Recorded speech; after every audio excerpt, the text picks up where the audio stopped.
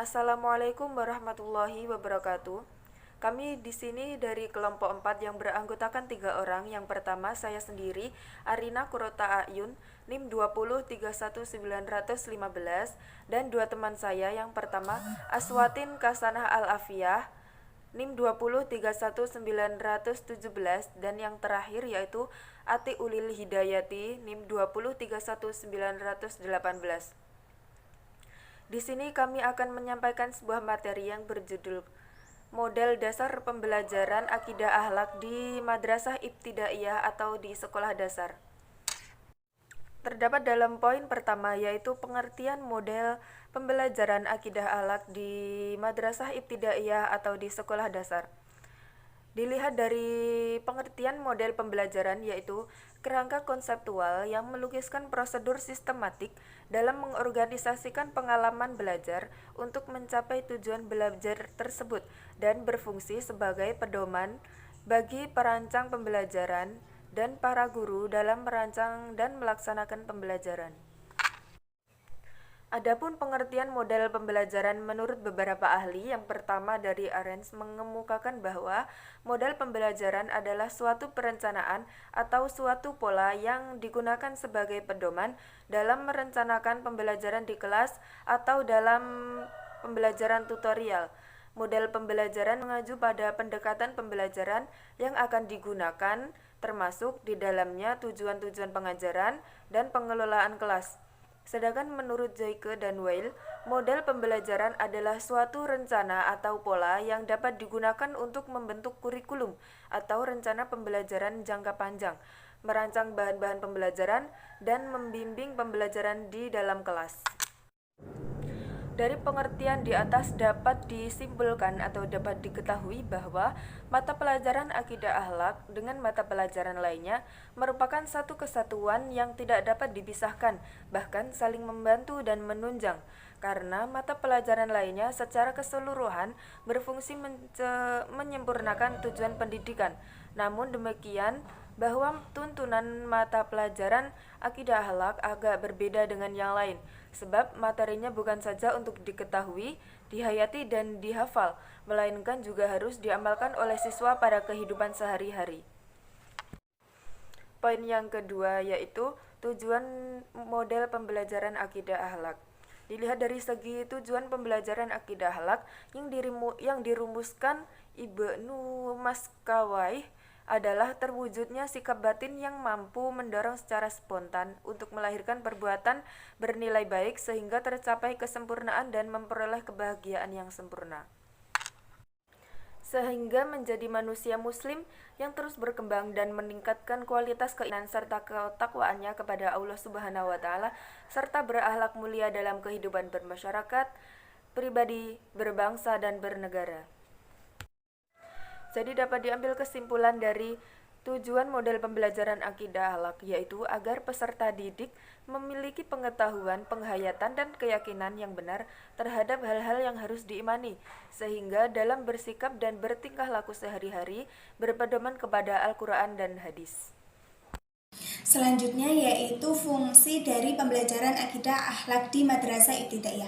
Akidah akhlak di Madrasah Ibtidaiyah merupakan salah satu mata pelajaran PAI yang mempelajari tentang rukun iman yang dikaitkan dengan pengenalan dan penghayatan terhadap Asmaul Husna serta penciptaan suasana keteladanan dan pembiasaan dalam mengamalkan akhlak terpuji serta adab islami melalui pemberian contoh-contoh perilaku dan cara mengamalkannya dalam kehidupan sehari-hari. Berdasarkan Permenak nomor 2 tahun 2008, mata pelajaran akidah akhlak di Madrasah Ibtidaiyah berguna untuk 1.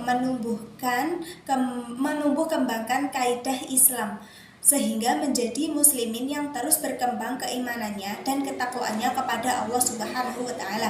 Yang kedua yaitu mewujudkan manusia yang berakhlak mulia dan menghindari akhlak tercela dalam kehidupan sehari-hari.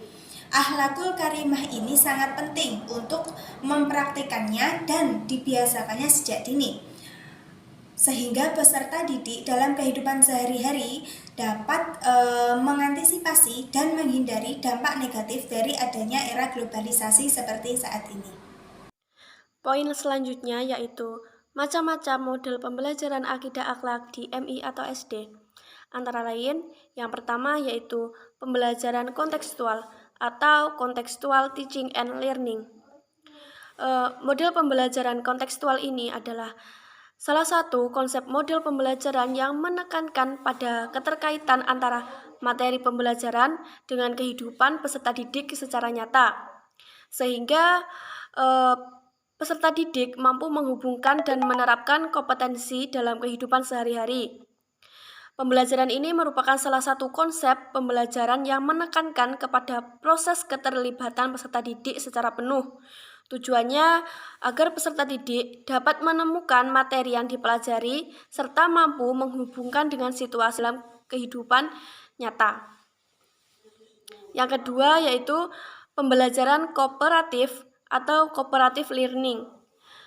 Merupakan tujuan pembelajaran untuk membangun hubungan sosial peserta didik melalui penggunaan metode instruksional sistematis, di mana guru menugaskan peserta didik untuk membentuk 4 hingga 6 kelompok belajar, dan setiap kelompok ditugaskan untuk memecahkan masalah yang dibuat oleh kelompok itu sendiri.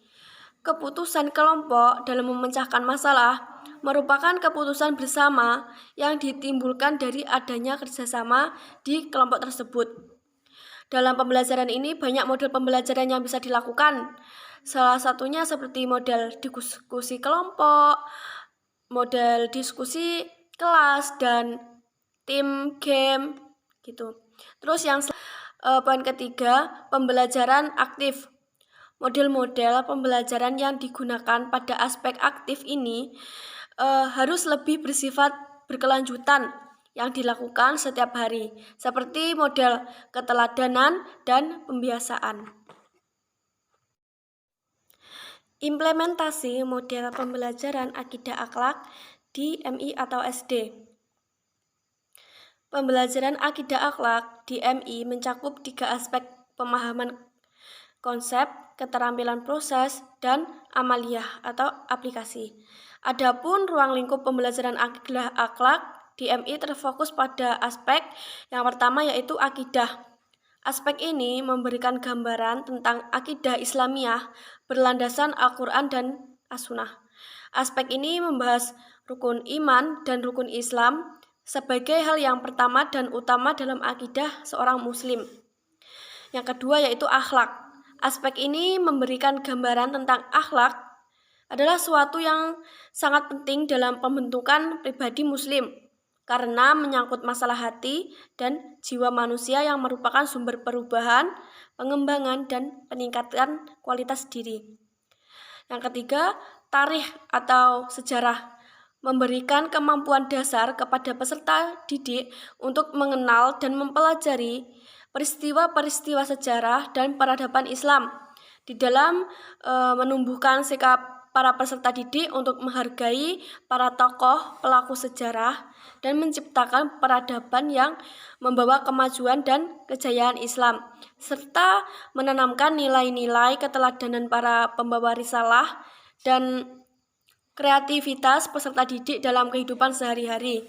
Konsep ini ditinjau dari segi akhlak para sahabat dan para tabi'in. Demikian presentasi dari kelompok kami. Apabila ada kurang lebihnya kami mohon maaf. Wassalamualaikum warahmatullahi wabarakatuh.